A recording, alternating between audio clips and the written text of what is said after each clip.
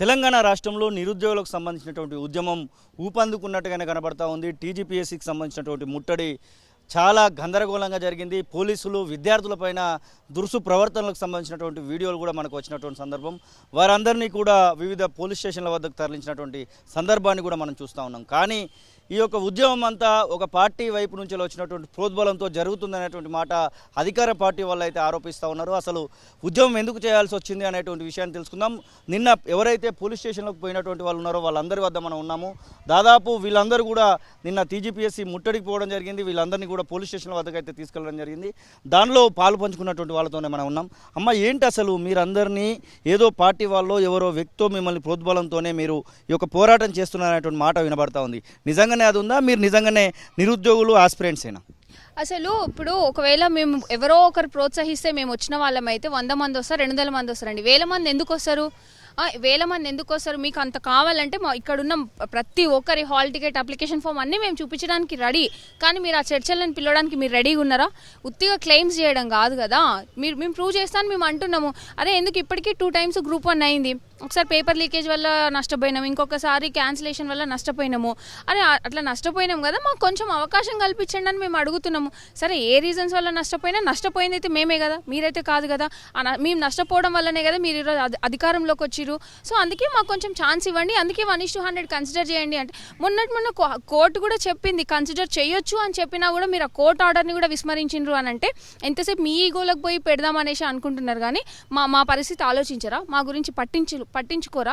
ఇంతమంది వచ్చి అడుగుతుంటే అరే ఎందుకు అడుగుతున్నారని కనీసం ఎందుకు ఆలోచన చేయదు గవర్నమెంట్? అట్లా ఎన్ని రోజులు గాలికి వదిలేస్తుంది? మీరంటే గాలికి తిరుగుతారు, మమ్మల్ని కూడా అట్లా గాలికి వదిలేస్తారా? గాలికి వదిలేసి మేము ఏం కావాలి? ఇప్పుడు మేము మీకోసం పనిచేసిన వాళ్ళమే కదా. 30 రోజులు పుస్తకాలు పక్కన పెట్టండి నా కోసం అని నువ్వు అడిగినోడివే కదా, రేవంత్ రెడ్డి అడిగిన వాళ్ళే కదా. మేము మీకోసం పక్కన పెట్టినాం, పని చేసినాం. ఇలా మాకు వచ్చింది ఏంది? నువ్వు మాకు చేసేది ఏంది? ఒక్కటి చూపిమనండి రేవంత్ రెడ్డి గారిని, మాకు చేసిన పనిని, మాకు ఇచ్చిన హామీలలో ఒక్కటి చూపిమనండి. ఇప్పుడు పోస్టులు పెంచుతాను హామీ ఇచ్చినారు, 1:100 చేస్తాను బట్టి విక్రమార్క గారే మాట్లాడినారు. ఇవన్నీ మీ సైడ్ నుంచి వచ్చినవే కదా. మేము ఏదైనా ఫోర్స్ చేసి ప్రెషర్ చేసి మిమ్మల్ని ఒప్పించినామా? మేము కాదు కదా. మీరు స్వచ్ఛందంగా మాకు ఇచ్చిన హామీలు.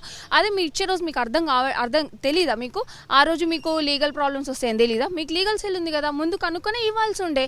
అంటే ఇప్పుడు ఏదో ఎలక్షన్స్ కదా ఏదో ఇచ్చేస్తే తర్వాత ఇంకా లైట్ పట్టించుకోవద్దు అన్నట్టు అనుకుంటున్నారు. కానీ మీరంతా వదిలేసినా మేము వదలము, మేము ఖచ్చితంగా మాకు కావాలి. ఎందుకంటే ఇప్పుడు Group 2, 3లో పోస్టులు కొన్ని జోన్స్కి, కాళేశ్వరం లాంటి జోన్స్కి అసలు పోస్టులే లేవు. చాలా తక్కువ పోస్టులు ఉన్నాయి, 1 or 2 ఉన్నాయి. ఇంతమంది 1 year 2 years నుంచి చదువుకొని అసలు మినిమం పోస్టులు లేకపోతే ఎట్లా రాస్తారు ఎగ్జామ్? ఏ అట్రాక్షన్తో ఎగ్జామ్ రాయాలి? మేము ఏ ఎంతూజియాజంతో ఎగ్జామ్ రాయాలి? అరే అన్ని పోస్టులు ఉంటే మేము అరే పోస్టులు ఉన్నాయని చదువుకొని మా కష్టానికి సరే వస్తుందా రాదా సెకండరీ. మీరు అందరికీ జాబ్లు ఇవ్వలేరని మాకు తెలుసు. కానీ ఉన్న పోస్టులకు మేము కష్టపడితే మాకు ఆ తృప్తి ఉంటుంది కదా. ఇంత కష్టపడినాము, ఇన్ని పోస్టులు ఉండే, సరే రాలేదు, ఇట్స్ ఓకే అని మేము అనుకుంటాం కదా.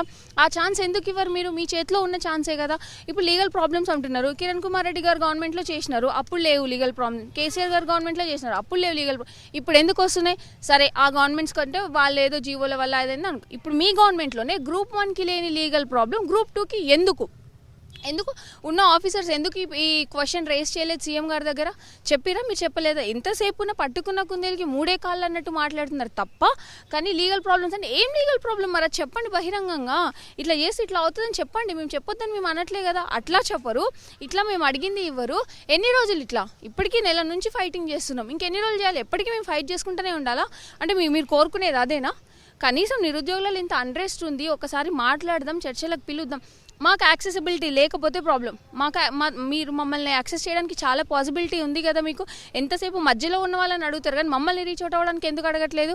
ఎందుకు ఈరోజు మేము పనికిరాదు? అదే మాతోటి సీఎం రేవంత్ రెడ్డి గారు PCC అధ్యక్షుడిగా ఉన్నప్పుడు వాళ్ళ ఇంట్లో మేము కలిసితే మీకు ఏం ప్రాబ్లమ్స్ ఉన్నాయి ప్రతి ఒక్కటి చెప్పండి, లీగల్ ప్రాబ్లమ్స్ అప్పటికప్పుడు లాయర్ గారికి ఫోన్ చేసి మరీ కనుక్కున్న మీరు ఈరోజు మా మీద పెట్టడానికి 1 గంట టైం ఎందుకు దొరకట్లేదు?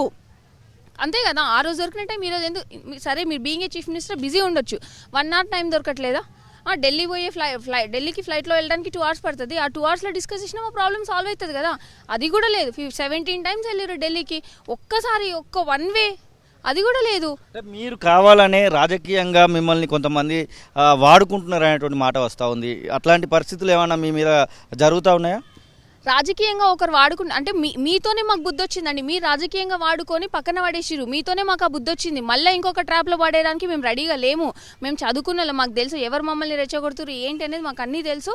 ఎవరు మమ్మల్ని వాడుకోవాలని చూస్తున్నారు అనేది కూడా తెలుసు. ఇప్పుడు క్లియర్గా ప్రూవ్ అయింది. మీరు మమ్మల్ని వాడుకున్నారని ప్రూవ్ అయింది. అంత తెలిసినాక కూడా మళ్ళీ మేము ఇంకొక రాజకీయ పార్టీ ఉచ్చులో పడతామని ఎట్లా అనుకుంటున్నారు మీరు?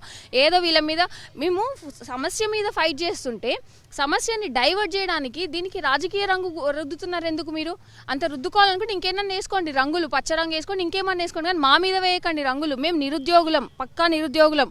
కావాలంటే ప్రతి ఒక్కరం ఆధారాలతో మేము ముందుకు వస్తాం. మరి చూడడానికి మీరు రెడీగా చెప్పండి, చూపిస్తాం. మీరు గతంలో మాట్లాడినటువంటి వీడియోలతో కూడా సోషల్ మీడియాలో చాలా ట్రోల్స్ అవుతా ఉన్నాయి. వాటిని మీరు కూడా చూసిరని అనుకుంటా ఉన్నాం. అసలు ఎందుకు అట్లాంటి ట్రోల్స్ జరుగుతున్నాయి అనుకోవచ్చు? ఎందుకంటే ఒక మనిషిని మానసికంగా దెబ్బతీస్తే నెక్స్ట్ ఇంకో మనిషి ముందుకు రాడు కదా. Very simple motto. అంతే. మీరు అనుకుంటున్నారేమో ఒక మనిషిని దెబ్బతీసి ఇంకా వేరే వాళ్ళు రారు అని, కానీ ఒకరిని దెబ్బతీసి ఇంకా వందలాది మంది పుట్టుకొస్తారు. అది మీకు ఎందుకు అర్థం కావట్లేదు? నాకు అర్థం కావట్లేదు. అరే అవును, నేను మాట్లాడిన ప్రతి దగ్గర నా వాయిస్ రేజ్ చేసిన, నేను క్వశ్చన్ చేసిన. అంటే గవర్నమెంట్ని క్వశ్చన్ చేస్తే మీరు ఇట్లా మానసికంగా దెబ్బతీయడానికి ట్రై చేస్తారా? మీరు ఎంత మానసికంగా దెబ్బతీయాలనుకున్నా నేను మానసికంగా కృంగిపోను. అంతకి డబుల్ ధమాకాతో ఫైట్ బ్యాక్ చేస్తా. నిన్న అక్కడ పోలీసుల ప్రవర్తనకు సంబంధించి మాట్లాడాలనుకుంటే టీజీపీఎస్సీ ముట్టడికి మీరు పోయిన ప్లేస్లో అసలు అంత భయం ఎందుకండి? గవర్నమెంట్కి నిరుద్యోగులు అంటే అంత భయం ఎందుకు? అంత పోలీస్ ఫోర్స్ పెట్టాల్సిన అవసరం ఏముంది? మేమేమైనా తీవ్రవాదులమా? లేకపోతే మేమేమైనా కత్తులు పట్టుకొని యుద్ధానికి వస్తున్నామా? లేదు కదా. మేము పీస్ఫుల్ ప్రొటెస్ట్ అని చెప్పినాము. పోయినసారి గవర్నమెంట్లో ఇచ్చినప్పుడు సపోర్ట్ చేసిర్రు. మరి ఇప్పుడు ఎందుకు మీరు సపోర్ట్ చేయట్లేదు? సరే పెట్టాలి, పోలీస్ ఫోర్స్ని పెట్టాలి, కొంతవరకు పెట్టాలి. అంత దారుణమైన పోలీస్ ఫోర్స్ ఎందుకు? హైదరాబాద్ మొత్తంలో దిల్సుఖ్ నగర్, ఎల్బీ నగర్ మెట్రోలలో 100 మంది పోలీసులు మెట్రో స్టేషన్లో. అంటే మాకైతే క్లియర్గా అనిపించేది ఒకటే, వీళ్ళని పోలీసు వాళ్ళతో అణచివేసి ఇప్పుడు ఉన్న పరిస్థితిని దాటేయాలని ట్రై చేసిరు తప్ప మా సమస్యను పరిష్కరించాలని మీరు ప్రయత్నించలేదు. కానీ మిమ్మల్ని దాటుకొని కూడా మేము రాగలిగినాము. ఫర్దర్గా కూడా వస్తాం. ఇప్పటి నుంచి పోలీసుల ఊహకు అందనంత ఇదిగా మేము బౌన్స్ బ్యాక్ అవుతాం. ఇది మీరు గుర్తుపెట్టుకోవాల్సిందిగా నేను కోరుతున్నా. ఒకవేళ గ్రూప్ 2 పోస్టులను పెంచము అని చెప్పేసి కేవలం పోస్ట్పోన్ మాత్రమే చేస్తామని ప్రభుత్వం నుంచి ఒకవేళ వస్తే, ఈ రోజు రేపు వస్తున్నటువంటి వార్తలు కూడా వస్తున్నాయి, అట్లాంటి పరిస్థితి వస్తే మీరు ప్రిపరేషన్కి మొగ్గు చూపుతారా? పోస్టులు పెంచాలని ఖచ్చితంగా అడుగుతారా? అసలు ఇవే పోస్టులకైతే మేము పోయినసారి ఎగ్జామ్ రాసుకుంటుండే, మేము ఇప్పుడు కూడా ఎగ్జామ్ రాసుకుంటాం. మాకేం అవసరం అండి రోడ్ల మీద పడి తిరగడానికి? ఇప్పుడు పోయినసారి పోస్ట్పోన్ అయింది కొన్ని రీజన్స్ వల్ల, కానీ అదే మిస్టేక్ నువ్వు మళ్ళీ ఇప్పుడు రిపీట్ చేసింది. ప్రజెంట్ గవర్నమెంట్ మళ్ళీ రిపీట్ చేసింది. అయినా ఇప్పుడు నేను డిఏఓ ఎగ్జామ్ వదులుకోవాల్సి వచ్చిందండి. జూన్ 9కి గ్రూప్ 1 రాసా, మళ్ళీ 30కి డిఏఓ ఉంది. నేను అది వదులుకోవాల్సి వచ్చింది. ఎందుకంటే మళ్ళీ నాకు నెక్స్ట్ ఆగస్ట్లో గ్రూప్ 2 ఉంది. నేను ఎట్లా చదువుకుంటాను వీటన్నిటికీ? సో వదులుకున్నా. అక్కడ కూడా మేము సరేలే అని వదిలేసినాం. అయినా కానీ ఇంకా మీరు వినకుండా ఇప్పుడు మేము చేసే ఫైటింగే మాకు పోస్టులు పెంచాలరా నాయన అంటే, నువ్వు పోస్టులు పెంచకుండా వాయిదా వేసేది నాకు అర్థంగా. బరాబర్ పెంచాల్సిందే. పెంచేంత వరకు కూడా మేము ఊకోము. అసలు ఎందుకు ఊకోవాలండి? మేము అడిగి నువ్వు ఇచ్చిన హామీనే మేము అడుగుతున్నాం. ఎంతసేపు మా హామీని డీవియేట్ చేసి డైవర్ట్ చేయాలని చూస్తున్నావు, కానీ అసలు ఎందుకు పెంచావు? నీకు ప్రాబ్లం ఏంది పెంచడానికి? మరి అది కూడా చెప్పు. లీగల్ ప్రాబ్లమ్స్ అంటే ఏ రకంగా లీగల్ ప్రాబ్లమ్స్ కూడా చెప్పు. ఏం లీగల్ ప్రాబ్లమ్స్ కూడా చెప్పు. ఇవన్నీ చెప్పి మాకు వ్యాలిడ్ రీజన్స్ ఉంటేనే మేము ఒప్పుకుంటాం. లేకపోతే పోస్టులు పెంచేదాకా మేము ఖచ్చితంగా ఫైట్ చేస్తాం. ఫోటోగ్రాఫ్ చేతిలో పట్టుకొని ఉన్నారు, ఎందుకు ఈ ఫోటోగ్రాఫ్స్ పట్టుకోవాల్సి వచ్చిన పరిస్థితి వచ్చింది? ఇప్పుడు నన్ను ఏమంటున్నారంటే నేను బీఆర్ఎస్ పెయిడ్ ఆర్టిస్ట్ అంటున్నారు. సో ఈ ఫోటోలో ఈ మనిషిని చూస్తే, ఈ మనిషి యోగేంద్ర యాదవ్, ఈ మనిషి ఏ పార్టీ మనిషి అండి? కాంగ్రెస్ మనిషి. ఈ పక్కన ఉన్నది ఎవరండి? సింధు రెడ్డి. అయితే ఇప్పుడు నేను బిఫోర్ ఎలక్షన్స్ దిగిన ఫోటో అంటే అప్పుడు నేను కాంగ్రెస్ పెయిడ్ ఆర్టిస్టా? ఇప్పుడు నేను బీఆర్ఎస్ పెయిడ్ ఆర్టిస్ట్ అంటున్నారు.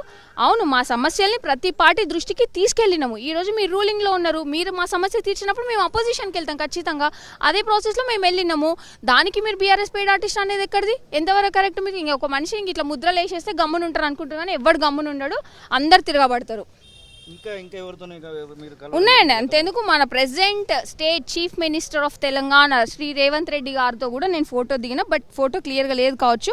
ఆయన రెసిడెన్స్లో నేను దిగిన ఫోటో. ఈయన కలవడానికి తీసుకెళ్ళిన మనిషి కూడా ఈతనే మా ఇద్దరివి స్టేటస్లు పెట్టి ట్రోల్ చేస్తున్నాడు. బీయింగ్ ఏ టీచర్ ఇట్లా ఒక మనిషిని ట్రోల్ చేయడానికి కొంచెమన్నా బుద్ధి, సిగ్గు అనేది ఏం అనిపిస్తలేదా అని నేను అడుగుతున్నా. ఇప్పుడు ఉన్నటువంటి వాటిలలో మీరు కేటీఆర్తో కలిసినటువంటి ఫోటోలు కూడా కనబడతా ఉన్నాయి. కేటీఆర్తో మీరు కూర్చొని మాట్లాడినటువంటి టీ హబ్లో కూర్చున్నటువంటి కొన్ని కూడా కనబడతా ఉన్నాయి. అప్పుడు ఎందుకు కేటీఆర్ని కలవాల్సి వచ్చింది? మొన్న కూడా మీరు కేటీఆర్ని కలిసినట్టున్నారు. ఎందుకు కలిసామంటే మేము టీ హబ్లో, అవును అప్పుడు కేటీఆర్ వాళ్ళు గవర్నమెంట్లో ఉన్నారు. మేము నిలదీసినాం సార్ని. కాదు, మేము అడిగినాం ఏమని, మాకు మీ వల్ల మేము ఇన్ని సమస్యలు ఎదుర్కొన్నాము, మీరు ఇచ్చే పరిష్కారాలు ఏంది మా సమస్యలే కానీ ప్రాసెస్లో మేము కలిసినప్పుడు మీరు రండి మాట్లాడదాం అన్నారు. వెళ్ళి మాట్లాడడం అది కూడా తప్పేనా? అప్పుడు వాళ్ళు రూలింగ్లో ఉన్నారు. మీరు కాకుండా బీఆర్ఎస్ వాళ్ళు గవర్నమెంట్లోకి వస్తే మా పరిస్థితి ఏం గాను? మీరు అందరు కాంగ్రెస్కి సపోర్ట్ చేశారు కదా, నేను మీకు చేయనంటే మా పరిస్థితి ఏమయ్యేవాళ్ళు ఆ రోజు? అంటే నేను న్యూట్రల్గా ఉండడం తప్ప ఈరోజు? నేను ఏ పార్టీకి అఫిలియేట్ అవ్వకుండా ఉండడం తప్ప?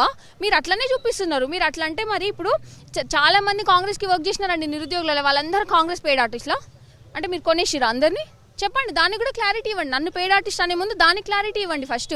ఊరికనే అడ్డగోలుగా మాటలు అనగానే వీళ్ళేదో పక్కకి వెళ్ళిపోతారు అనుకోవడం కాదు. మీరు మాటలు అన్నంత మాత్రం నేను భయపడేది లేదు. ఎంత అవసరమైతే అంతవరకు తెగిస్తా, ముందుకు పోతాను నేను ఖచ్చితంగా. చిన్న రివ్యూ జరిగింది నిరుద్యోగం మీదనే, ఇద్దరు ఐఏఎస్లతోని జాబ్ క్యాలెండర్ కూడా ప్రిపేర్ చేస్తూ ఉన్నాము. ఖచ్చితంగా అసెంబ్లీలో దీనిపైన బడ్జెట్ సమావేశాల తర్వాత రిలీజ్ కూడా చేస్తామనేటువంటి మాటను సీఎం పేరు మీద వస్తున్నటువంటి మాట. నిజంగానే అట్లా జరుగుతుందనేటువంటి ఆశాభావం ఏమైనా ఉందా మీకు? సింపుల్ థింగ్ చెప్తా అండి. Before MP elections job calendar release చేసినామని చెప్పింది ఎవరు? సీఎం రేవంత్ గారు. మళ్ళీ మేము మొన్న ప్రొటెస్ట్లు స్టార్ట్ చేసినప్పటి నుంచి మొన్న మేము ధర్నా చౌక్లో ధర్నా చేసినాం. ఆ రోజు శ్రీధర్ బాబు ఏమన్నారు? త్వరలో జాబ్ క్యాలెండర్ వస్తుంది అని అన్నారు. తర్వాత అద్దంకి దాయకర్ ఏమన్నారు? 2 వారాల్లో మేము ప్రకటిస్తామన్నారు. మళ్ళీ మొన్న హెడ్లైన్స్లో 2 వారాల్లో జాబ్ క్యాలెండర్. మళ్ళీ నిన్న సీఎం గారు ఏమన్నారు? అసెంబ్లీలో చర్చిస్తామన్నారు. ఈ స్టేట్మెంట్లు చూస్తే సరిపోదా? మేము నమ్మొచ్చా నమ్మకూడదని మాకు ఆ క్లారిటీ వస్తుంది కదా. ఇప్పుడు నువ్వు నిజంగా ఇచ్చే రెస్పాన్సిబిలిటీ నువ్వు తీసుకొని ఇవ్వాలనుకున్నడివి అయితే ఈజీగా ఇచ్చేసేటోడివి. ఈ పాటికి ఇన్ని రకాల స్టేట్మెంట్స్ ఇవ్వకపోతుంటివి కదా. ఇన్ని రకాల స్టేట్మెంట్స్ ఇచ్చినావంటేనే అర్థమవుతుంది నువ్వు ఎంత రెస్పాన్సిబుల్గా పనిచేయాలని. అంతెందుకు మీకు సపోర్ట్ చేసిన ఆకునూరి మురళి గారే అన్నారు కదా, జాబ్ క్యాలెండర్ ఇవ్వాలంటే 2 రోజులు సమయం పట్టదు, మీరు ఎందుకు ఇన్ని రోజులు డిలే చేస్తున్నారని అన్నారు కదా. మరి మీ సపోర్టరే అట్లా అన్నాక కూడా మీరు ఇంకా రియలైజ్ కాకపోతే మిమ్మల్ని ఏమనాలో కూడా మాకు అర్థం కావట్లేదు. ఇప్పుడు మీరు వెయిట్ చేపిస్తారండి, సంవత్సరంగా 2 సంవత్సరాలైనా వెయిట్ చేపిస్తారు. అన్ని రోజులు మా ఏజ్ ఆగిపోతుందా? ఆగిపోదు కదా. మా అందరిది ప్రొడక్టివ్ ఏజ్. మీరు ప్రొడక్టివ్ ఏజ్ని కొలాప్స్ చేస్తున్నారు కదా. ఈ ఏజ్ని మాకు తిరిగి తీసుకురాలేరు కదా. ఎన్ని రోజులు మేము పట్టుకొని వెళ్ళాడాలి? మాకంటూ ఒక స్కోప్ ఇవ్వాలి. మీరు మినిమం గవర్నమెంట్ సైడ్ నుంచి స్కోప్ లేకుండా ఎన్ని రోజులు డిలే చేపిస్తారు? ఇట్లా మీరు వెల్ఫేర్ స్కీమ్స్ డిలే చేసుకోండి, ఇంకేమైనా డిలే చేసుకోండి. ఇది డిలే అవుతే జరిగే నష్టం ఎంత ఉంటుందో మీకు తెలుసా? ఆలోచించాలి కదా ఆ నష్టాన్ని గురించి కూడా. అదేం ఆలోచించకుండా ఇష్టానికి మైక్ల ముందు స్టేట్మెంట్లు ఇచ్చేయడమే ప్రతి ఒక్కరు. కనీసం సైడ్ నుంచి రెస్పాన్స్ ఏంటి అనేది కూడా చూడకుండా ఎందుకు ఇట్లా అంత ఫూలిష్గా బిహేవ్ చేస్తున్నారు అనేది అయితే నాకు అర్థం అవ్వట్లేదు. ఇది పరిస్థితి. ఖచ్చితంగా మేము నిరుద్యోగులమే, మాకు సంబంధించినటువంటి విషయంలో మేము కొట్లాడుతూ ఉన్నాము. గ్రూప్ 2కు సంబంధించినటువంటి పోస్టులను పెంచాలనేటువంటి ఒకే ఒక కాన్సెప్ట్ మీద మాత్రమే మేము ముందుకు పోతా ఉన్నాము. మా వెనకాల ఏ పార్టీ లేదు. కావాలంటే నేను గతం నుంచి పోరాడినటువంటి పోరాటాన్ని కూడా చూడొచ్చు అంటూ సింధు అనేటువంటి అమ్మాయి నిరుద్యోగ అయితే చెప్తున్నటువంటి సందర్భం. కెమెరా పర్సన్ సతీష్తో శ్రీనివాస్, తొలి వెలుగు, హైదరాబాద్. అసలైన తొలి వెలుగు. ఫాలో వాట్సాప్ @తొలి వెలుగు అఫీషియల్.